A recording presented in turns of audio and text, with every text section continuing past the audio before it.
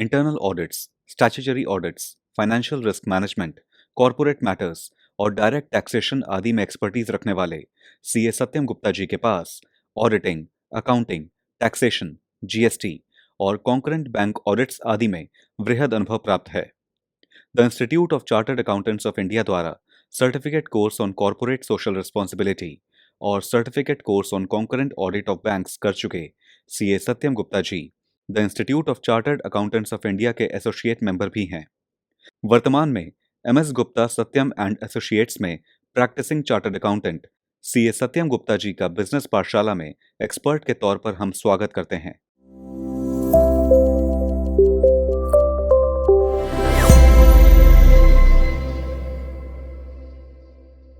नमस्कार दोस्तों, मैं सीए सत्यम गुप्ता आप सभी का स्वागत करता हूं हमारे आज के इस नए सेशन में, जहां हम लोग बात करेंगे कॉर्पोरेट बजट के ऊपर। जी हां दोस्तों, आपने देखा होगा कि अभी पिछले कुछ दिनों से न्यूज में चल रहा था कि भारत में बजट आ चुका है। तो आज का जो हमारा सेशन है उसमें मैं पूरा आपको गाइड करूंगा कि बजट क्या होता है और उसको किस लिए हर साल लाया जाता है, उसमें हमारे और आपके ऊपर क्या फर्क पड़ते हैं, या यूं कहें कि अगर आप कोई बिजनेस कर रहे हैं तो बजट आने से उस बिजनेस में क्या फर्क होता है। हमारा आज का उद्देश्य ये रहेगा कि मैं आपको पूरी तरीके से ये समझा पाऊं कि बजट में वो कौन कौन सी चीजें होती हैं अलग अलग सेगमेंट वाइज जो इफेक्ट करती हैं हमारी इकोनॉमी को। प्लस अगर आप कोई बिजनेस कर रहे हैं या नॉर्मल भी आप एक सिनेरियो है, अगर आप एक हाउस वाइफ भी हैं, तो उस बजट का आपके ऊपर क्या फर्क पड़ा, ये हमारे पूरे सेशन का आज उद्देश्य रहेगा आपको समझाने का। तो चलिए आज का ये सेशन स्टार्ट करते हैं, जहां मैं आपको बताऊंगा कॉर्पोरेट बजट 2023 के बारे में। तो दोस्तों, बजट को बताने से पहले सबसे मैं आपको बताना चाहूंगा कि बजट कहते किसको है, क्योंकि हमारा आज का उद्देश्य है एकदम बेस से आपको सब समझाना। तो चलिए स्टार्ट करते हैं। देखिए, सबसे पहले यहां बताया गया है budget is a financial plan for specified period से ईयर इन जनरल। अभी जो मैं आपको बता रहा हूं ये एक ओवरव्यू है बजट को रिलेटेड, तो इसका कोई रिलेशन हमारे भारत के बजट से नहीं है, बट मैं बता रहा हूं कि बजट कब कब बनाते हैं और क्या कहते हैं। तो देखिए, जैसे पहले यहां बताया गया budget is a financial plan. जैसे आपको पता होगा, वित्तीय प्लान मीन जो फाइनेंशियल प्लान होता है, किस तरीके से हमारी इकोनॉमी आएगी, कैसे हम लोग पैसा अर्न करेंगे एज एन इकोनॉमी पूरा होल, और वो पैसा कहां पे खर्च होगा।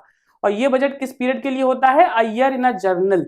मीन्स होता क्या है, अभी हम लोग ओवरऑल जो प्लानिंग करते हैं ये पूरे साल की करते हैं। तो बजट आपने देखा होगा हर साल आना होता है, और जिस साल हमारे देश में इलेक्शन होते हैं बजट को थोड़ा डिले किया जाता है और इलेक्शन के बाद वो बजट आता है। The Government of India, that is Ministry of Finance, after consultation with all other ministers, prepare the annual budget. अब भारत देश में हमारा बजट बनता कैसे है, देखिए मैं आपको बता दूं कि इसके लिए अलग से पूरी एक मिनिस्ट्री काम करती है, जो कि मिनिस्ट्री ऑफ फाइनेंस कही जाती है। ये जो हमारी मिनिस्ट्री ऑफ फाइनेंस होती है, ये इसका काम क्या होता है कि ओवरऑल पूरे देश का जो फाइनेंस है उसको मैनेज करना। तो ये मिनिस्ट्री ऑफ फाइनेंस क्या करती है, कंसल्ट करती है सारे मिनिस्टर्स से। मीन्स जो अलग अलग देश में हमारे मिनिस्टर हैं जो कि अलग अलग डिपार्टमेंट देखते हैं, जैसे हमारा रेलवे हो गया, एग्रीकल्चर हो गया, या डिफेंस सेक्टर हो गया, इन सभी के मिनिस्टर्स अलग अलग होते हैं। बट होता क्या है कि पैसे की रिक्वायरमेंट हर डिपार्टमेंट को होती है, तो हर डिपार्टमेंट अपनी तरफ से एक प्लान बना के देता है कि सपोज हमको इतना पैसा रिक्वायर्ड है, या हमारे खर्चे इतने से हैं, तो हमको इसके अकॉर्डिंग फाइनेंस चाहिए। तो जो हमारा डिपार्टमेंट ऑफ फाइनेंस है, इसको मिनिस्ट्री ऑफ फाइनेंस कहते हैं, वो क्या करता है कि सारे डिपार्टमेंट से कंसल्ट करता है, उनके खर्चों को नोट करता है, प्लस डिसाइड करता है कि हम कितना पैसा उनको एलोकेट कर सकते हैं। और इस पूरी चीज को डिसाइड करने के बाद एक एनुअल बजट बनाया जाता है, जिसको हम लोग बोलते हैं यूनियन बजट। उसी के अंदर का जो टॉपिक है कॉर्पोरेट बजट का, जिसमें हम डिस्कस करेंगे बिजनेसेस के ऊपर इफेक्ट, वो मैं आपको बताऊंगा। उसके बाद है the budget will be generally presented by the finance minister on the first date of February in the parliament. देखिए, जैसे मैंने आपको स्टार्टिंग में भी बताया था कि बजट कब आता है, बजट हर साल फरवरी में प्रेजेंट करते हैं, क्योंकि पूरा स्ट्रक्चर आप समझिए। तो बजट हमारे देश में पहले लोकसभा में प्रेजेंट किया जाता है। जैसे आपको पता होगा कि अगर बिल को किसी को पास करना है तो हम लोग लोकसभा में प्रेजेंट करेंगे। तो होता क्या है, बजट फरवरी के फर्स्ट डे पे जो हमारे फाइनेंस मिनिस्टर होते हैं वो प्रेजेंट करते हैं। जैसे करंट डेट में निर्मला सीतारमण जी ने ये बजट प्रेजेंट किया था फरवरी 1 को। उसके बाद टाइम मिलता है कि उस बजट को आपको लोकसभा में पास कराना होता है, उसके बाद कुछ अमेंडमेंट्स होते हैं, एंड देन राज्यसभा में प्रेजेंट होकर वो बजट हमारा एप्लीकेबल होता है। तो ये बजट हमारा प्रेजेंट होता है first day of February every year in the parliament. दोस्तों, मैंने आपको यहाँ पे एक बात और बताई थी कि जिस भी समय हमारे देश में इलेक्शन होते हैं, यूनियन इलेक्शन होते हैं सेंट्रल गवर्नमेंट के लिए, उस देश में उस कंडीशन में क्या होता है कि जो डेट है इसको थोड़ी आगे शिफ्ट कर दी जाती है, क्योंकि ये माना जाता है कि अगर बजट हमारे देश में फरवरी में आ गया और इलेक्शंस होने हैं इसके जस्ट बाद में, तो हो सकता है कि जो हमारी आने वाली जो सरकार है वो इसका कुछ फायदा उठा सके। वो इसलिए क्योंकि करंट गवर्नमेंट जो होगी, हो सकता है बजट में वो कुछ ऐसी चीजें डाल दे जिसको देख के जनता को ये लगे कि अगर ये करंट गवर्नमेंट रहेगी तो हमको ये सारे फायदे मिलेंगे, क्योंकि इन्होंने बजट में ऐसी ऐसी प्रॉमिसेस करी है। तो शायद वोटिंग सिस्टम थोड़ा सा मैनिपुलेट हो जाए, तो इसको बचाने के लिए क्या किया जाता है कि ये जो डेट होती है हमारी, इसको थोड़ा आगे शिफ्ट कर देते हैं। जैसे नेक्स्ट ईयर हमारे देश में इलेक्शन होने वाले हैं, तो इस डेट को हम लोग आगे करेंगे। उसके बाद है the propose budget will come into effect from 1 April of the respective year. दोस्तों ये जो बजट होता है ये किसी भी साल अगर हम लोग बात करेंगे तो अप्रैल टू मार्च, आपको पता होगा कि हमारे देश में फाइनेंशियल ईयर ये है जो है अप्रैल टू मार्च है। कहीं की भी बात करें तो फाइनेंशियल रिकॉर्ड जो होते हैं वो अप्रैल टू मार्च ही चलते हैं। तो इस केस में क्या होता है, जो बजट हमने फरवरी में लाया, मार्च भर का समय होता है फरवरी और मार्च का कि उस पर डिस्कशन होकर करते हैं और 1 अप्रैल से वो एप्लीकेबल हो जाता है। तो जो अभी यूनियन बजट आया था वो 1 अप्रैल 2023 से एप्लीकेबल हो जाएगा। जो भी चीजें आपने टीवी पे देखी कि बजट में ये चीज महंगी हो गई या सस्ती हो गई या आपकी इनकम टैक्स के स्लैब जो था उसको बढ़ा दिया गया, तो बहुत सारे हमारे ऐसे व्यूअर्स हैं जिनके मन में ये डाउट है कि क्या जो बढ़ा हुआ स्लैब है वो हमारी करंट इनकम पे एप्लीकेबल है, मींस 2022-23 में जो हमने कमाया क्या हम उस पे उस रेट से टैक्स दे सकते हैं।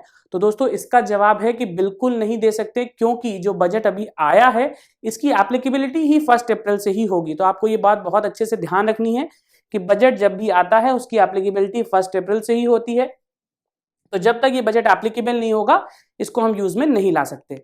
चलिए दोस्तों आगे चलते हैं और हम लोग बात करेंगे की टेक अवेज एंड एनालिसिस के बारे में कि जो बजट हमारे देश में भी प्रेजेंट हुआ था 2023 के लिए, उसके अंदर कौन कौन से ऐसे इंपॉर्टेंट एस्पेक्ट थे जो आपके लिए जानना जरूरी है। तो देखिए सबसे पहले क्या है, middle class salaried friendly budget where the salary gets anywhere between 25,000 to 45,000 benefits from the tax relief up to 7 lakh।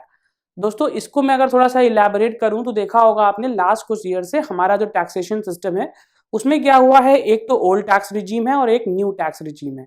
तो जो हमारी ओल्ड टैक्स रिजीम थी वहां पे क्या होता है, जो आपको जितने भी बेनिफिट्स मिलते हैं डिडक्शन के चैप्टर 6 से के, जिसमें से 80C 80D 80D इन तरीके के तमाम डिडक्शंस होते हैं, वो सारे ही डिडक्शंस आपके लिए एप्लीकेबल हैं अगर आप ओल्ड टैक्स रिजीम में आते हैं।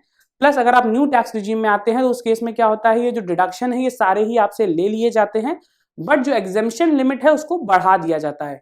तो यहाँ पे जो बात बोली गई है वो यही बात बोली गई है कि जो बजट है ये सैलरीड लोगों के लिए फ्रेंडली इसलिए है क्योंकि जो लोग लगभग इतना रुपए महीना कमा रहे हैं उनके लिए क्या होता है कि जो एग्जेम्पशन लिमिट है वो बढ़ा के 7 लाख कर दी गई। मींस इस इनकम तक इनको कोई भी टैक्स नहीं देना। जी हाँ दोस्तों, बट आपको ये ध्यान रखना है कि अगर आपको इसको करना है तो आपको न्यू रिजीम ही ऑप्ट करना पड़ेगा, क्योंकि ये बेनिफिट आपको तभी मिलेगा जब आप न्यू रिजीम ऑप्ट करेंगे। अगर आप ओल्ड टैक्सेशन सिस्टम में जाना चाहते हैं तो उस केस में आपके जो बेनिफिट हैं वो अभी भी उतने ही रहेंगे। बट मैं एक बात आपको बता दूं कि अगर आप अच्छे से कैलकुलेट करते हैं और आपने इन्वेस्टमेंट्स कर रखी हैं अलग अलग सेक्शन के तहत, तो आप ओल्ड टैक्स रिजीम भी फॉलो कर सकते हैं, क्योंकि देखिए उसमें क्या हो रहा है, आपको 87A की रिलीफ मिल रही है। वो रिलीफ जो होती है वो 5 लाख तक के लिए लोगों के लिए है, जिनकी भी टैक्सेबल इनकम उससे नीचे है वो सारा उसका फायदा उठा सकते हैं। बट अगर आप 5 से ऊपर भी जा रहे हैं तो कुछ ऐसे सेक्शंस हैं जिसके तहत अगर आपने छूट ले रखी है तो आपकी इनकम 5 से नीचे भी आ सकती है, उस केस में भी आपको कोई टैक्स नहीं देना पड़ेगा। तो दोस्तों आपको ये बात ध्यान रखनी है, आप अपना कैलकुलेशन अपने अकॉर्डिंग कर लीजिएगा कि आपको किस स्कीम के तहत ज्यादा फायदा मिल रहा है, उसके बाद ही आप टैक्स रिजीम चूज करिए। नेक्स्ट देखिए बताया गया है, ray of hope given for the agriculture sector bye allocating ₹20 lakh crore. अब दोस्तों देखिए आप जानते होंगे जैसे कि हमारे देश को एग्रीकल्चरल इकोनॉमी भी कहा जाता है, क्योंकि आज भी डेवलपिंग नेशन होने के तहत हमारा देश बहुत ही ज्यादा जो है वो एग्रीकल्चर सेक्टर पे डिपेंड है, क्योंकि हमारा बहुत सारा ऐसी पॉपुलेशन है जो कि आज भी गांवों में रहती है। तो अगर हमको अपने देश को प्रगति कराना है और हम चाहते हैं कि देश हमारा जो है वो डेवलप्ड नेशन की कैटेगरी में आए, तो उसके लिए हमको क्या करना पड़ेगा कि जो टोटल इकोनॉमी है उसको एग्रीकल्चर के लिए बजट एलोकेट करना बहुत ही जरूरी है। तो जो हमारा ये 2023 वाला बजट आया था इसमें यही बात ध्यान रखी गई थी। इसी को ध्यान रखते हुए 20 लाख करोड़ रुपीस का एलोकेशन किया गया है। ये जो पैसा है ये जाएगा हमारी एग्रीकल्चरल इकोनॉमी की तरफ।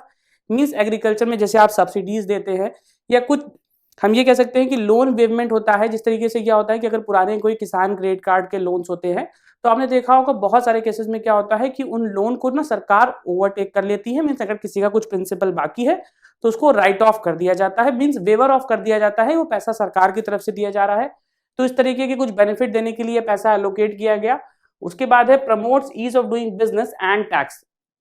ये जो बात बोली गई है कि ease of doing business, ease of doing business इसलिए क्योंकि देखिए बहुत सारे सेक्टर्स में सरकार ने इन्वेस्टमेंट किया, चाहे वो हमारा इंफ्रास्ट्रक्चर का सेगमेंट हो या डिफेंस का सेगमेंट हो। अगर आप कोई बिजनेस करते हैं, मैं आपको बताऊं, छोटा सा एग्जांपल देता हूं, अगर आपने किसी का मैन्युफैक्चरिंग प्लांट लगाया, तो अगर आप चाहते हैं कि आपकी सप्लाई पूरे भारतवर्ष में हो, तो उसके लिए आपको चाहिए एक मजबूत रोड नेटवर्क। तो दोस्तों अगर सरकार पैसा लगा रही है रोड बनाने के ऊपर, तो वो पैसा जो है कहीं ना कहीं आपको ही फायदा देगा, क्योंकि अगर आप बिजनेस करते हैं ऐसा जिसके कस्टमर पूरे देश में बसे हुए हैं, तो आप चाहेंगे कि रोड नेटवर्क मजबूत होने के तहत आपका प्रोडक्ट हर कस्टमर तक पहुंच पाएगा। तो दोस्तों इसके लिए रोड नेटवर्क बहुत ज्यादा जरूरी है।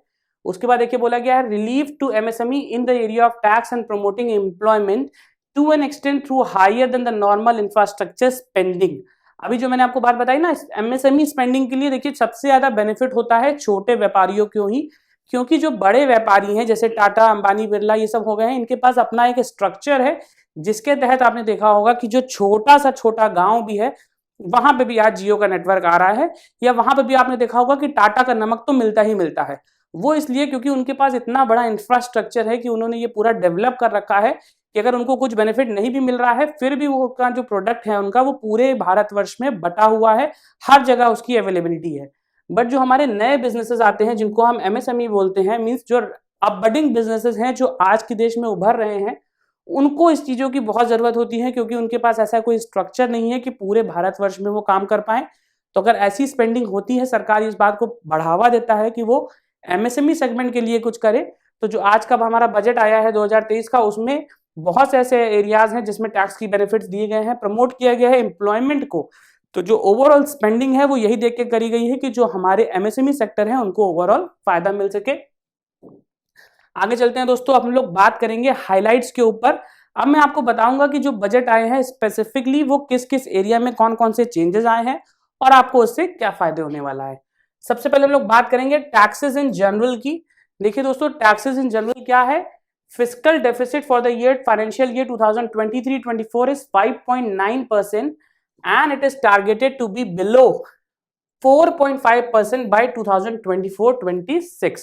दोस्तों मैं फिजिकल डेफिसिट आपको बता दूं, इसमें क्या होता है कि सरकार की तरफ से जितने भी पेमेंट लिए गए हैं या जितने पेमेंट्स उनको करने हैं उसके बीच में और उसकी इनकम के बीच में जो डिफरेंस होता है, जिसको वो पूरा करते हैं, लोन्स, बोरोइंग, मॉनेटरी फंड, ये अलग अलग इन सेगमेंट से पैसा मांग के पूरा करते हैं, उसको हम लोग बोलते हैं फिजिकल डेफिसिट। तो अभी क्या हुआ, 23-24 में जो डेफिसिट था वो मात्र 5.9% का था, और इसको भी इन्होंने टारगेट किया है कि ये 2025 और 26 का जो बजट रहेगा वहां तक ये जो डेफिसिट है हमारा ये मात्र 4.5% पे आके रुक जाएगा। दोस्तों इसको नीचे आना बहुत जरूरी है, क्योंकि ये डेफिसिट जितना ही ज्यादा बड़ा होगा हमारे सरकार के ऊपर उतना ही बर्डन होगा, और हम कर्ज में होने की वजह से क्या कर पाएंगे, बहुत सारा पैसा हम इंटरेस्ट में दे देंगे। नेक्स्ट देखिए बताया गया states will be allowed a physical deficit of 3.5% of GSDP. अब क्या हुआ है, स्टेट्स विल बी अलाउड।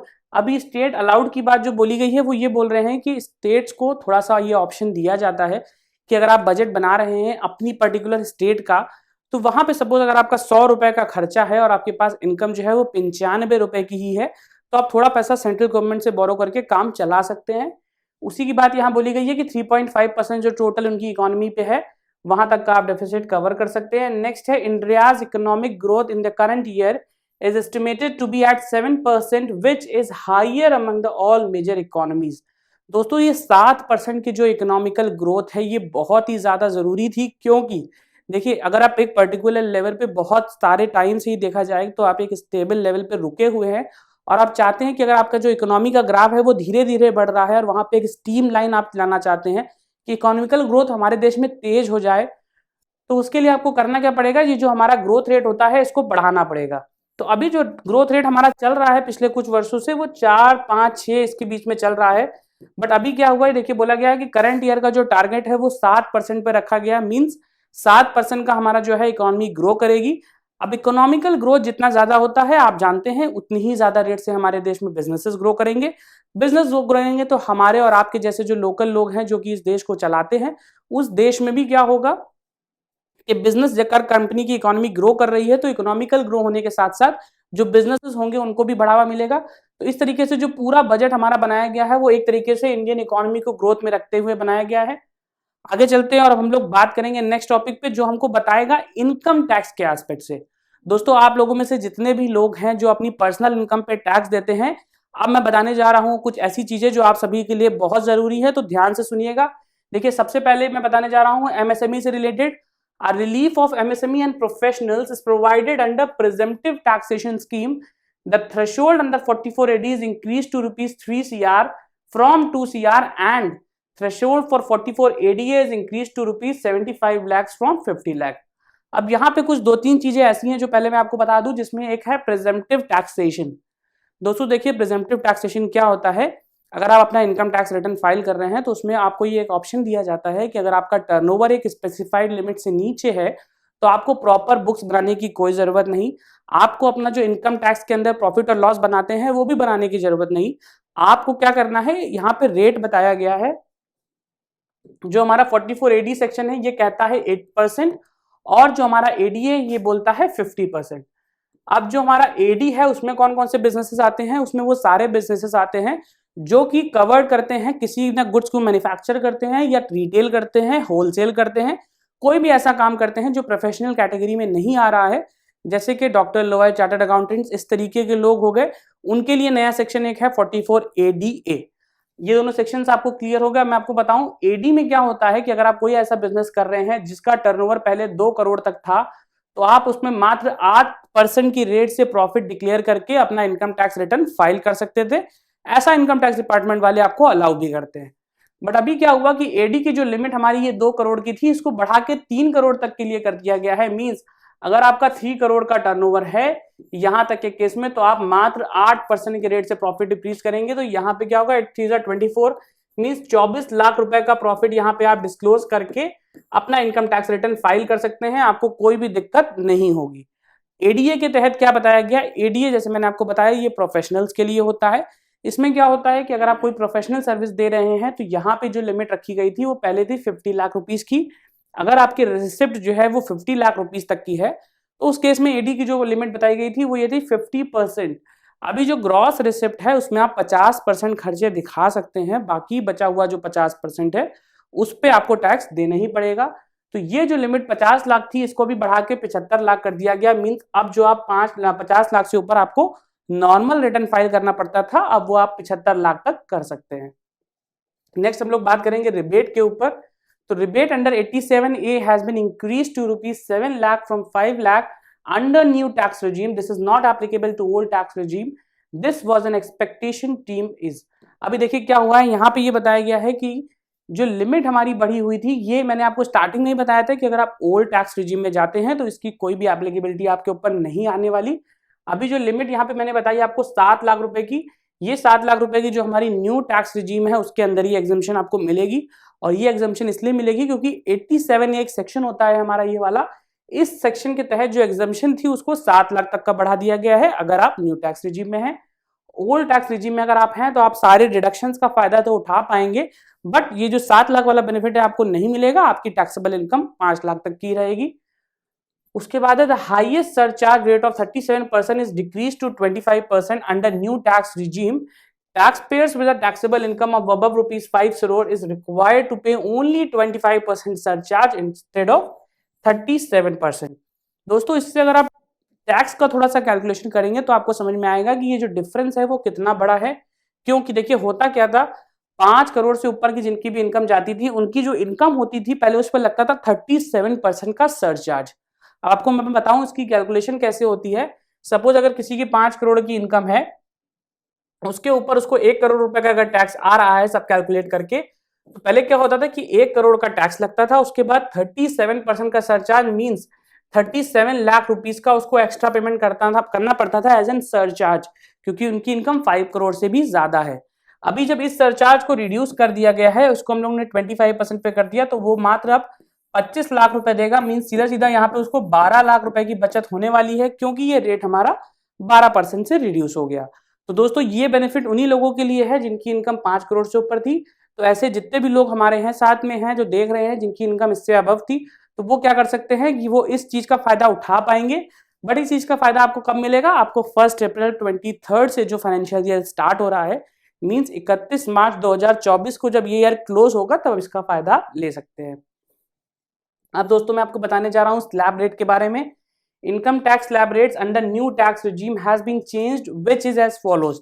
अब इसको आप ध्यान से देखिएगा, जैसे मैंने आपको बताया था कि 7 लाख तक की इनकम पे कोई टैक्स नहीं था, क्योंकि यहाँ पे जो है आपको 87A का रिलीफ मिलने वाला है।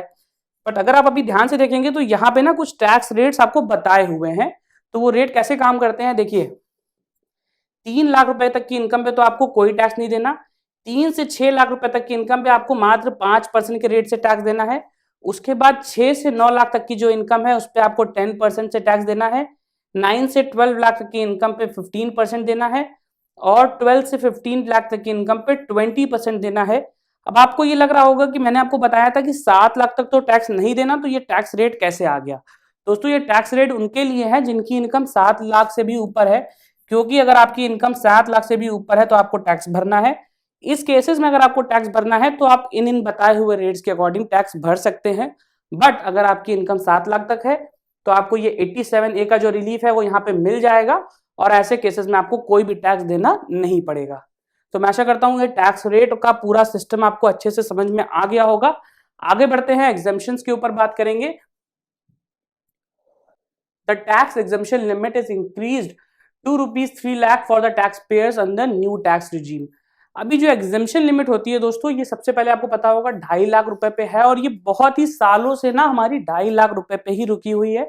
तो इस 2.5 लाख की एग्जेम्पशन लिमिट को 3 लाख तक का बढ़ा दिया गया है। मींस अगर आप न्यू टैक्स रिजीम में हैं और आपकी जो टोटल इनकम है वो 3 लाख से ऊपर नहीं है तो इस केस में आपको कोई भी टैक्स नहीं देना और 7 लाख की इनकम तक पे आपको 87A का जो सेक्शन है इसके तहत रिलीफ मिलेगा, तो यहां तक भी आपको टैक्स नहीं देना। तो मोटा मोटा आप ये समझ सकते हैं कि न्यू टैक्स रिजीम में होने का आपको फायदा यही है कि आपको 7 लाख तक की इनकम पे कोई टैक्स देना नहीं पड़ेगा। आगे चलते हैं और मैं आपको बताऊंगा लीव इंकैशमेंट के बारे में। तो leave encashment exemption on retirement of non government salaried employees is increase to ₹25 lakh from 3 lakh. दोस्तों ये बहुत ही बड़ा अमेंडमेंट है, वो इसलिए है क्योंकि पहले ये जो एग्जेम्पशन थी हमारी ये मात्र 3 लाख रुपए की थी, बट अब ये एग्जेम्पशन हमारी 3 लाख से बढ़ा के 25 लाख की कर दी गई है। मींस अगर आप नॉन गवर्नमेंट सैलरीड एम्प्लॉय हैं और आपको कोई लीव इंकैशमेंट मिलता है, पहले जो एग्जेम्पशन आपको 3 लाख तक ही मिलती थी, अब उस केस में आप 25 लाख तक का लीव इंकैशमेंट अर्न कर सकते हैं और ये सारा जो आपका ये लीव इंकैशमेंट होगा ये एग्जेम्प्ट कैटेगरी में आएगा। इसके ऊपर आपको कोई भी टैक्स नहीं देना। आगे दोस्तों मैं आपको बताने जा रहा हूं, अब new tax regime will be default tax regime, however tax payers can continue to avail. अभी जैसे मैंने आपको बताया कि करंट में अगर आपने टैक्स भरा होगा तो आपको ये पता होगा कि वहां पे एक ऑप्शन आता है जिसमें आपको ओल्ड टैक्स रिजीम और न्यू टैक्स रिजीम में चूज करना है। अगर आप न्यू टैक्स रिजीम में जाना चाहते हैं तो उसके लिए एक फॉर्म 10 आता है, उसको आपको फाइल करना है। बट दोस्तों इस ईयर से क्या बोला गया है कि जो डिफॉल्ट टैक्स रिजीम होगी वो आपकी न्यू टैक्स रिजीम ही है। अगर आपको ओल्ड के तहत फाइल करना है तो उस केस में आपको नोटिफिकेशन देनी पड़ेगी। The deduction for capital gain on investments in residential house property under section 54 and 54F is capped as ₹10 crore. This impacts very few people in the country. आप देखिए यहाँ पे जो बोली गई है वो हम बात करने जा रहे हैं एग्जेम्पशन की। दोस्तों 10 करोड़ से ऊपर का मकान आप जानते होंगे कि हमारे ही देश में हो सकता है कि मात्र 1 से 2% ऐसे लोग हों जिनके पास में हो या वो लेने के इच्छुक हों। इसीलिए देखिए बोली गई है कि ये जो अमेंडमेंट है ये बहुत ही कम लोगों को इफेक्ट करेगी, क्योंकि इसमें क्या होता है आप 54 और 54F की जो एग्जेम्पशन लेते थे कैपिटल गेन में उसको वहां पे लिमिट लगा के 10 करोड़ तक कैप कर दिया गया। मींस अगर उससे ऊपर का मकान या घर है तो आप 54 की एग्जेम्पशन क्लेम नहीं कर पाएंगे। Deduction for every expenditure on payments made to MSME will be allowed only when payment is actually made. अगर आपने किसी एमएसएमई को पेमेंट किया है तो उस केस में अगर आपने पेमेंट बुक्स में बुक कर लिया तो ऐसे केसेस में आपको एग्जेम्पशन नहीं मिलेगी। वो करने के लिए आपको एक्चुअल में पेमेंट करना ही पड़ेगा, क्योंकि अगर एक्चुअल में पेमेंट होगा तभी आप इस एग्जेम्पशन को क्लेम कर पाएंगे। नेक्स्ट देखिए नोटिफिकेशन बताती है with effect from 1 April 2023 if aggregate of premium for life insurance policies issued on or after 1/4/23 is above ₹5 lakh, income only for those policies will aggregate premium up to ₹5 lakh shall be exempt. दोस्तों देखिए ये जो amendment है ये उन सभी के लिए है जिन्होंने अपना मोटा पैसा जो है वो लाइफ इंश्योरेंस में लगा रखा है और वो लाइफ इंश्योरेंस के साथ साथ क्या करते हैं कुछ रिटर्न भी लेते हैं। तो ऐसे केसेस में वो सारी पॉलिसीज जिनका प्रीमियम 5 लाख से ऊपर का है, उस पे मिलने वाला जो आपको टोटल मेच्योरिटी वैल्यू होगी वो भी, या उससे कोई भी आपको रिटर्न मिलता है, वो टैक्स फ्री नहीं रहेगा।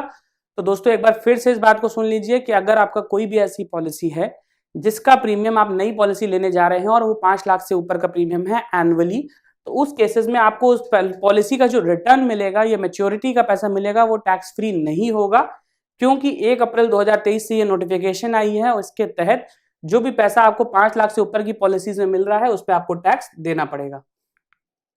आगे चलते हैं दोस्तों, देखिए 11 नंबर पॉइंट पे बताया गया है TDS rate on EPF withdrawal in non PAN cases is reduced to 20% from 30%।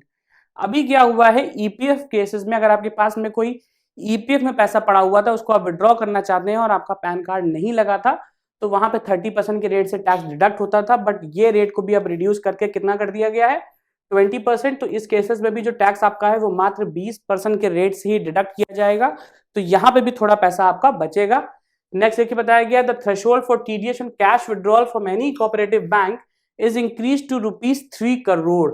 अभी दोस्तों देखिए आपने देखा होगा इस साल में ना आपका ना कैश विड्रॉल पे भी टीडीएस लगने लगा, इसका नया सेक्शन आया 9 वाला। उसमें क्या होता था कि अगर आप अपने ही पैसे को, बैंक में रखे हुए पैसे को विड्रॉ करते हैं तो उस विड्रॉल पे भी आपको टैक्स देना पड़ता था। तो अभी क्या हुआ है कि अगर आपने कोऑपरेटिव बैंक्स में कोई पैसा रखा गया है तो ये लिमिट जो है इसको बढ़ा के 3 करोड़ तक कर दिया गया है। मींस अब यहां तक आपको कोई भी टीडीएस नहीं लगेगा अगर आप इतना विड्रॉ करते हैं। Date of incorporation for startup for tax benefit is extended to ₹31 March 2024 from 23rd। जो इनकॉर्पोरेशन का बेनिफिट स्टार्टअप को मिल रहा था वो अभी 31 मार्च को खत्म हो जाता, बट इस बेनिफिट को बढ़ा के भी 1 साल के लिए इसकी डेट कर दी गई है 31 March 24। The benefit of carry forward of losses on change of shareholding of a startup is extended to 10 years from 7 year। यहाँ पे भी 3 साल का आपको बेनिफिट दिया गया है। अगर कोई कैरी फॉरवर्ड होती है शेयर होल्डिंग में तो उस केस में जो बेनिफिट पहले आपको 7 साल तक ही मिल सकता था उसको बढ़ा के अब 10 साल कर दिया गया है। New cooperatives which will commence manufacturing activities till 31 March 24 will get a lower tax benefit of 15%। दोस्तों यहाँ पे देखिए क्या होता है, सरकार ना किसी भी इंडस्ट्री को बढ़ावा देने के लिए क्या करती है, उनके टैक्स रेट्स को लोअर कर देती है। मींस उनसे जो पैसा उनको मिलने वाला होता है उसको थोड़ा कम कर देती है कि भैया हम आपसे टैक्स नहीं लेंगे, आप थोड़ा फ्लरिश करो, ग्रो करो, जब आपकी इनकम होगी तो टैक्स देना। तो उसी तरीके से यहाँ पे क्या किया गया है कि जो उनका टैक्स रेट था उसको रिड्यूस करके 15% कर दिया गया। मींस इनको नॉर्मल रेट से टैक्स ना देने के लिए आप 15% से ही टैक्स देंगे, जो कि मैन्युफैक्चरिंग कमेंस करेंगे 31 मार्च 2024 तक। आगे चलते हैं दोस्तों, अब हम लोग बताएंगे कुछ ऐसा जो कि हमारे एनआरआईज को फायदा देगा। एनआरआईज के बारे में क्या बजट में आया था, नो चेंजेस और new rules has been notified for NRIs. हमारे देश में जो अभी बजट आया है उसमें एनआरआईज की जो टैक्सेशन सिस्टम लास्ट कुछ सालों से चली आ रही थी, मींस अगर आप एक एनआरआई हैं और आपने लास्ट में ईयर में आईटीआर फाइल किया था तो जो जो प्रोविजंस आपने एप्लीकेबल थे या आपने उसको देख के फाइल किया वो सारे ही प्रोविजंस आपके लिए एज इट इज रहेंगे, आपको कोई भी चेंज करने की जरूरत नहीं है। तो एनआरआईज के केस में बजट में कोई भी चेंज नहीं है। अब हम लोग बात करते हैं जीएसटी के ऊपर। देखिए दोस्तों मैं आपको बताऊं कि जीएसटी काउंसिल की जो मीटिंग होती है वो आपने देखा होगा हर कुछ साल पे होती है, हर कुछ टाइम पीरियड पे होती है, 1 साल में हो सकता है 2-2 बार हो जाए। वहां पे क्या होता है कि जो छोटे मोटे टैक्स के चेंजेस होते हैं, टैक्स को लेके रेट में चेंजेस होते हैं, या किस पे लगाना है, बढ़ाना है, क्या किससे क्या मैनिपुलेशन करना है, और थोड़ा बहुत अगर हम रेट में फ्लक्चुएशन करते हैं, वो सारे डिसीजन जो है काउंसिल में लिए जाते हैं। और यूनियन बजट क्या होता है, क्योंकि ये ओवरऑल फाइनेंस को मैनेज करता है तो इसमें भी ना हर एक एस्पेक्ट को लेके कुछ ना कुछ डिस्कशन होता है। तो अगर मैं जीएसटी के एस्पेक्ट से बताऊं तो no major changes in GST के स्ट्रक्चर में भी कोई चेंज नहीं किया गया। Simplified tax structure with fewer tax rate is proposed which will help in reducing compliance burden and improving tax administration. दोस्तों देखिए यहाँ पे ये बात बताई गई है कि हम जो जीएसटी लाने का पूरा उद्देश्य था वो उद्देश्य यही था कि हमारे टैक्स सिस्टम को सिंप्लीफाई किया जा सके, छोटे से जो छोटा व्यापारी है वो भी बिजनेस कर पाए प्लस इस पूरे स्ट्रक्चर को समझ पाए। तो हुआ क्या है, जो अभी यूनियन बजट आया उसमें भी ये बोला गया है कि हम जीएसटी के टैक्स सिस्टम को और ज्यादा सिंप्लीफाई करेंगे। मींस एग्जिस्टिंग में जो भी प्रॉब्लम्स हमारे देश में आ रही हैं टैक्स पेयर्स को, उसको भी रिजॉल्व करेंगे। तो इस तरीके के कुछ ऐसे सिस्टम बनाने की बात बोली गई है जहां पे इस पूरे सिस्टम को हम और सिंप्लीफाई कर पाए। दोस्तों अब बात करेंगे कस्टम ड्यूटी के ऊपर। तो मैं बता दूं दोस्तों, कस्टम ड्यूटी कहाँ पे पड़ती है। आपने देखा होगा कि अगर आप कोई भी गुड्स जो है भारत में इंपोर्ट कर रहे हैं या आप ला रहे हैं, उस केस में आपको देनी पड़ती है कस्टम ड्यूटी। तो ये जो कस्टम ड्यूटी होती है, इससे रिलेटेड भी जो टैक्स में प्रोविजंस आए हैं उसमें क्या बोला गया है, reduction in number of basic custom duty rates on goods other than textile and agriculture from 21 to 13। अभी क्या है, जो बेसिक टैक्स रेट होता है कस्टम ड्यूटी का, उसको भी ना रिड्यूस कर दिया गया। ये रेट पहले 21 का था, अब इसको 13 पे कर दिया गया है करंट बजट के बाद। Custom duty exemption is extended to import capital goods and machinery required for manufacture of lithium ion cells for batteries used in electric vehicle। आपने देखा होगा कि ना भारत देश में इलेक्ट्रिक व्हीकल्स को बहुत बढ़ावा मिल रहा है, क्योंकि आगे आने वाला जो जमाना है वो इलेक्ट्रिक व्हीकल्स का ही होगा। देखा होगा आपने, पेट्रोल के कंजम्पशन को धीरे धीरे कम किया जा रहा है, तो उसी चीज को बढ़ावा देते हुए ये बोला गया कि जो आप लिथियम आयन के सेल्स की मैन्युफैक्चरिंग पे बैटरीज या गुड्स इनको इंपोर्ट करते हैं, तो यहाँ पे भी जो एग्जेम्पशन हमारी है वो इस पे एग्जेम्पशन को इस पे बढ़ा दिया गया है। मींस अब वो इन बैटरीज को भी कवर करेगी। अगर कुछ ऐसी बैटरीज हैं जो कि इलेक्ट्रिक व्हीकल में लगने वाली हैं, तो वहां पे आपको कस्टम ड्यूटी का पेमेंट नहीं करना। आगे चलते हैं दोस्तों, अब हम बात करेंगे कस्टम ड्यूटी के रिलेटेड कुछ और इंपॉर्टेंट कॉन्सेप्ट्स की। Relief in custom duty on import of certain parts and inputs like camera lenses. Camera lenses के ऊपर भी कुछ इंपोर्ट का जो बेनिफिट था उसको रिड्यूस करके एग्जेम्पशन को उसके ऊपर लगा दिया गया है। मींस उस केसेस में आपको बेनिफिट मिलेगा। Reduction in basic custom duty on parts of open cells on TV panels to 2.5%। Open cells of TV panel के जो पैनल थे उस पे भी हमारे इस बेनिफिट को एक्सटेंड करते हुए जो रेट था उसको थोड़ा सा बहुत ही नॉमिनल रेट कर दिया गया है। यहाँ पे 2.5% के रेट से ही आपको कस्टम ड्यूटी देनी है खाली। Increase of import duty on silver dore bar articles to align them with in the gold and platinum. अभी क्या हुआ है, increase of import duty on silver dore bars and article to align them with gold and platinum. जो import duty हम लोग देते थे gold और सिल्वर को, उसको भी इंक्रीज कर दिया गया है, जिससे कि हम इसको गोल्ड और प्लैटिनम के साथ में अलाइन कर पाए। The basic custom duty rates on compounded is increased from 10% to 25% और 30 per bag whichever is lower। अभी क्या हुआ है, जो हमारी बेसिक कस्टम ड्यूटी होती थी कंपाउंडेड के ऊपर, उसको हम लोगों ने 10% से बढ़ा के 25% कर दिया, या फिर 30 पर केजी विचएवर इज लोअर। अगर कैलकुलेट आप करेंगे तो 25% का रेट निकालेंगे या 30% केजी, इन दोनों में से जो भी लोअर होगा उस रेट के हिसाब से आपको कस्टम ड्यूटी देनी पड़ेगी। NCCDT on specified cigarette is revised upwards by 16%। अब ये जो आप टैक्स देते थे कस्टम ड्यूटी का सिगरेट्स के ऊपर, इसको भी हमने इंपोर्ट कर बढ़ा के जो है वो रेट को हम लोग ने 16% से भी इंक्रीज कर दिया है। तो अभी ये सिगरेट जैसे बोला गया था कि महंगी मिलेंगी आपको, तो महंगी ऐसी मिलेंगी, कुछ बेसिक टैक्स के रेट्स होते थे उनको हम इंक्रीज करते हैं।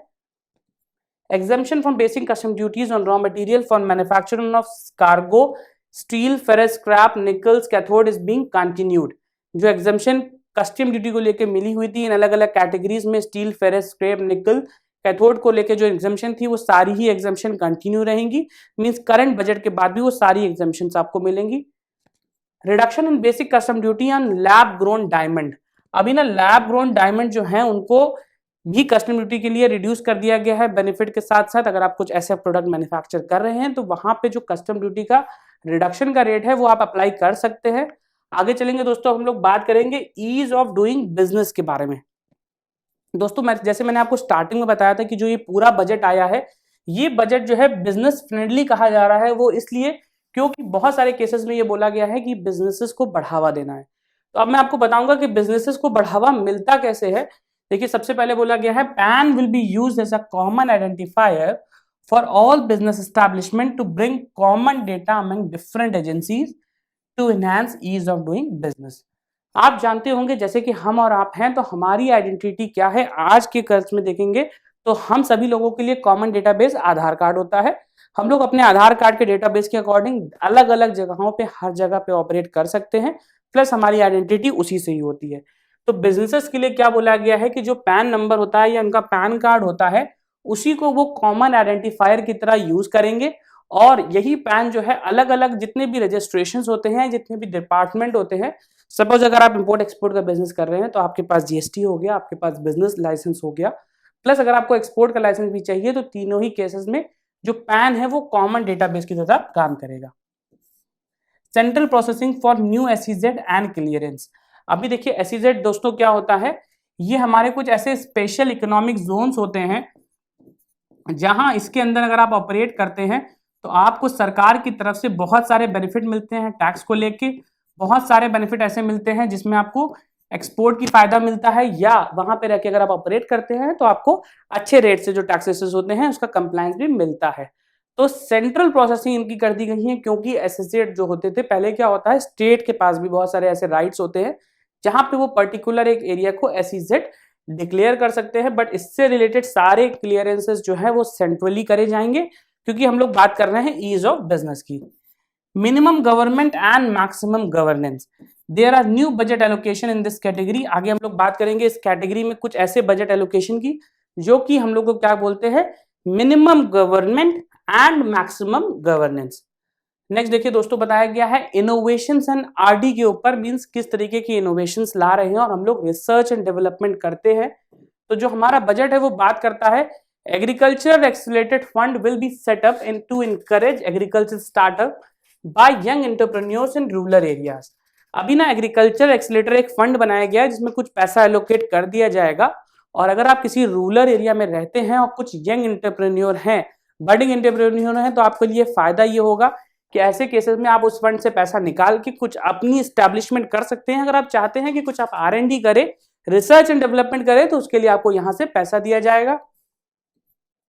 आत्मनिर्भर clean plant programme to boost the availability of disease free quality planting material for high value horticultural crop. दोस्तों देखिए ये जो आत्मनिर्भर क्लीन प्लांट प्रोग्राम है, इसके तहत ये बोला गया है कि अगर आप कोई हॉर्टिकल्चर क्रॉप बनाना चाहते हैं तो उसके लिए आपको चाहिए होगा मटेरियल। तो आत्मनिर्भर क्लीन प्लांट प्रोजेक्ट के तहत आपको फ्री क्वालिटी प्लांटिंग मटेरियल दिया जाएगा, जहां पे आप हाई रेंज हॉर्टिकल्चर क्रॉप्स को पका सके, उसको बना सके, उसको ग्रो कर सके, प्लस वहां ग्रो करने के साथ साथ अपने बिजनेस को बढ़ा सके और एक अच्छा मुनाफा कमा पाए। Centre of excellence for AI to enable make AI for India and make AI work for India will be establish.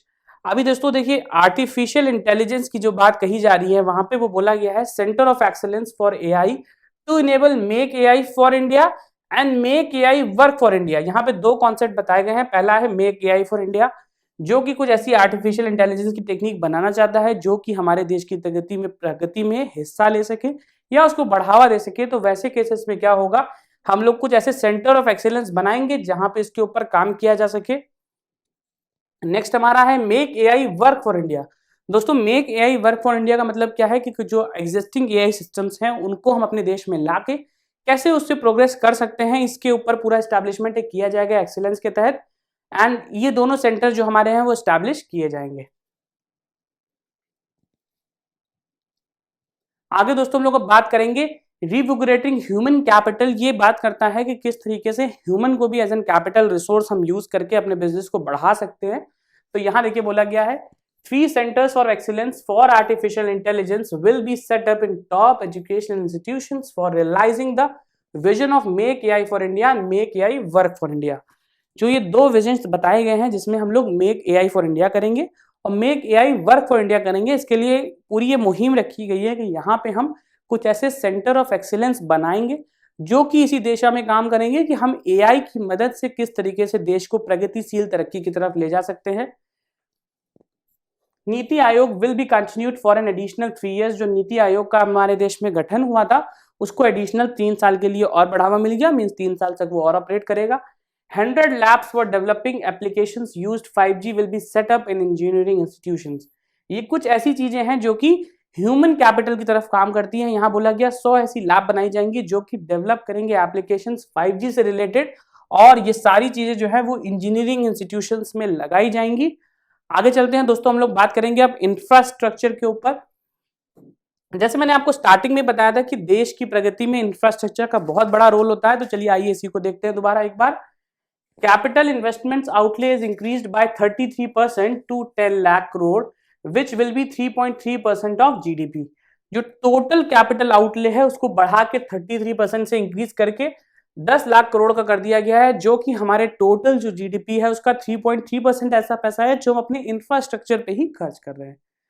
Capital outlay of 2.4 lakh crore has been provided for railways railway का जो हमारा पूरा नेटवर्क है उसको बढ़ावा देने के लिए क्या किया गया है, 2.40 लाख करोड़ का एलोकेशन किया गया है। ये पैसा सिर्फ और सिर्फ रेलवे के ऊपर खर्च किया जाएगा और रेलवे ही जो है इस पूरे पैसे की मॉनिटरिंग करेगा।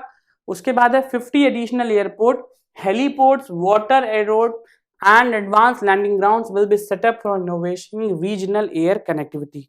जो हमारे देश में रीजनल एयर कनेक्टिविटी है उसको बढ़ावा देने के लिए क्या किया गया है, 50 एडिशनल एयरपोर्ट प्रपोज हैं जो कि हमारे देश में इस साल बनाए जाएंगे और हेलीपोर्ट्स भी इसके अंदर है, वाटर एयरडोम्स हैं, एडवांस लैंडिंग ग्राउंड्स हैं। ये सारा खर्चा ऐसा है जो कि हमारे देश में किया जा रहा है इंफ्रास्ट्रक्चर के ऊपर। आगे चलते हैं दोस्तों, हम लोग बात करेंगे हेल्थ सेगमेंट के ऊपर, क्योंकि आपने देखा होगा कि देश की प्रगति तभी होती है जब भी एक अच्छे इंफ्रास्ट्रक्चर के साथ एक अच्छा मेडिकल इंफ्रास्ट्रक्चर भी हो, क्योंकि आपने देखा होगा अगर मेडिकल इंफ्रास्ट्रक्चर अच्छा है तो ही कोरोना जैसे हालात अगर देश में आते हैं तो आप उसको अच्छे से कोप अप कर पाएंगे। आपका अगर अपना जो एग्जिस्टिंग स्ट्रक्चर है वही नहीं अच्छा और अगर आपके देश में कुछ कोविड जैसी बीमारी आ जाती है तो आप पूरी तरीके से धराशायी हो सकते हैं। इसके लिए देखिए बोला गया है 157 nursing colleges will be established. Facilities in selected ICMR labs will be made available for research by public and private medical college faculty and private sector R&D teams. To promote research and innovations in pharmaceuticals, a new program will be taken up through Centers of Excellence. A mission to eliminate skilling cell anemia by 2047 will be launched. एक ऐसा mission लाया गया है जिसके तहत anaemia को पूरी तरीके से भारत से हटाया जाएगा। तो ये कुछ ऐसे फायदे थे जो कि हेल्थ सेगमेंट के लिए लाए गए हैं। तो दोस्तों आज मैंने आपको कॉर्पोरेट बजट 2023 से रिलेटेड सारे ही टॉपिक्स को बहुत अच्छे से समझाया और उस टॉपिक्स के तहत आपको जो फायदा मिलेगा इनकम टैक्स रिलेटेड वो भी मैंने डिस्कस किया।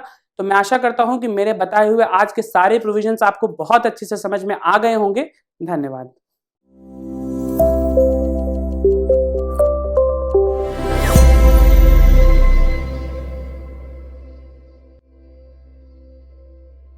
प्लास्टिक, जिसका इस्तेमाल हम अपनी रोजमर्रा की जिंदगी में करते हैं, लेकिन क्या आपको पता है कि ये प्लास्टिक आपको कितना बड़ा मुनाफा दिला सकती है? जी हाँ, आज के सेशन में हम आपके लिए प्लास्टिक बेस्ड बिजनेस आइडियाज लेकर आए हैं, जिन्हें शुरू कर आप काफी ज्यादा प्रॉफिट कमा सकते हैं। तो चलिए फिर शुरुआत करते हैं हमारे पहले बिजनेस आइडिया से, जो है प्लास्टिक मोल्डेड टॉयज। खिलौनों को कभी बच्चों की खेलने की छोटी छोटी चीजें माना जाता था। हाल के वर्षों में ये अवधारणा देश के आर्थिक विकास के साथ पूरी तरह से बदल गई है। खिलौनों के निर्माण व्यवसाय ने भी उल्लेखनीय वृद्धि दर्ज की है। विशेष रूप से एजुकेशनल टॉयज भी उभर कर सामने आए हैं। एजुकेशनल टॉयज खेलते समय सीखने में सहायक होते हैं। प्लास्टिक मोल्डेड खिलौने मांग में हैं, क्योंकि ये वजन में हल्के होते हैं। बड़ी संख्या में विभिन्न प्रकार के खिलौने आसानी से बनाए जा सकते हैं। ये कंपैरेटिवली कॉस्ट इफेक्टिव हैं और लंबे समय तक चलते हैं। आजकल खिलौनों का उपयोग घर की सजावट के लिए भी किया जाता है, जिससे मांग में वृद्धि हुई है। खिलौनों की पसंद और मांग को ध्यान में रखते हुए इस उद्योग का भविष्य शानदार और अवसरों से भरा हुआ है। अगर आप भी इस बिजनेस को शुरू करने में इंटरेस्टेड हैं, तो आपको 4000 से 5000 स्क्वायर फीट एरिया के साथ प्लांट को रन करने के लिए 40 से 45 किलोवाट के इलेक्ट्रिक कनेक्शन की जरूरत पड़ेगी।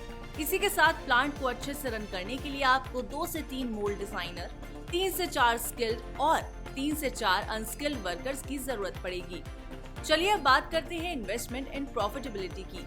तो इस फास्ट ग्रोइंग बिजनेस के लिए आपको 40 से 45 लाख की इन्वेस्टमेंट करनी होगी, जिसमें 25 से 30 लाख आपकी मशीन कॉस्ट आएगी। चलिए बात करते हैं हमारे अगले बिजनेस आइडिया की, जो है प्लास्टिक बैरल और ड्रम। पॉलिथीन ड्रम, जिसे आमतौर पर प्लास्टिक ड्रम के रूप में संदर्भित किया जाता है। हाई डेंसिटी वाली पॉलिथीन यानी HDPE से बने इंडस्ट्रियल ग्रेड कंटेनर्स होते हैं, जो हल्के वजन के होते हैं और स्टील ड्रम काउंटर पार्ट्स की तुलना में ज्यादा कॉस्ट इफेक्टिव माने जाते हैं। ज्यादातर लिक्विड और यूनिट गुड स्टील के कंटेनर में रखे जाते हैं, जो स्टोरेज और ट्रांसफर के लिहाज से काफी महंगा लगता है। उसी के भार को कम करने के लिए विभिन्न सामानों को स्टोर करने और ट्रांसफर करने के लिए प्लास्टिक कंटेनर ड्रम का उपयोग किया जा सकता है। प्लास्टिक ड्रम बिजनेस एक बड़ा बिजनेस है, जिसकी एक्सपोर्टिंग गुड्स की मांग बहुत अधिक है। आप अपने सामान को दूसरे देशों में पहुंचाने के लिए विभिन्न pharma companies, pickle companies, oil companies के साथ टाई अप कर सकते हैं।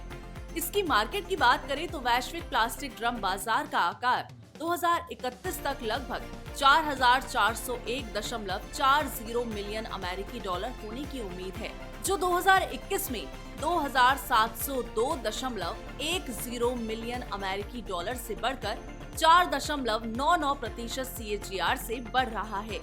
ऐसे में अगर आप इस बिजनेस को शुरू करते हैं तो काफी मुनाफा कमा सकते हैं। तो चलिए आपको बताते हैं कि स्मॉल स्केल पर इस बिजनेस को शुरू करने के लिए किन चीजों की जरूरत पड़ेगी।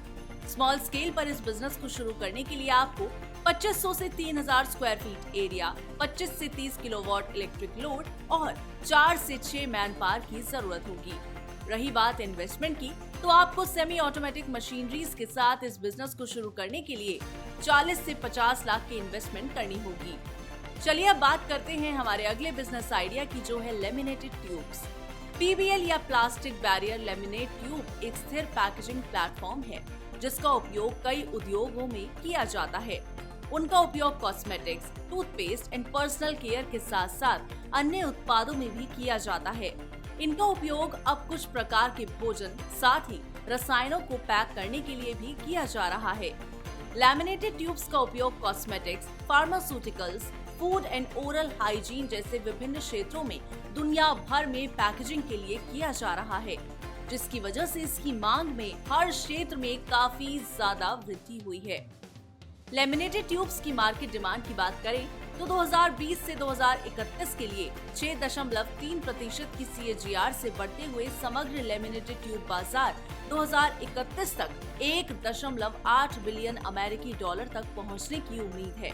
अगर आप इस बिजनेस को शुरू करने में रुचि रखते हैं तो आपको 2500 से 3000 स्क्वायर फीट एरिया, 25 से 30 किलोवाट इलेक्ट्रिक लोड और लगभग 4 से 6 मैन पावर की जरूरत होगी। रही बात इन्वेस्टमेंट की, तो सेमी ऑटोमेटिक मशीनरीज के साथ इस बिजनेस को शुरू करने के लिए आपको 40 से 50 लाख की इन्वेस्टमेंट करनी होगी। तो चलिए अब बढ़ते हैं आगे हमारे अगले बिजनेस आइडिया की, जो है बायोडिग्रेडेबल बैग्स।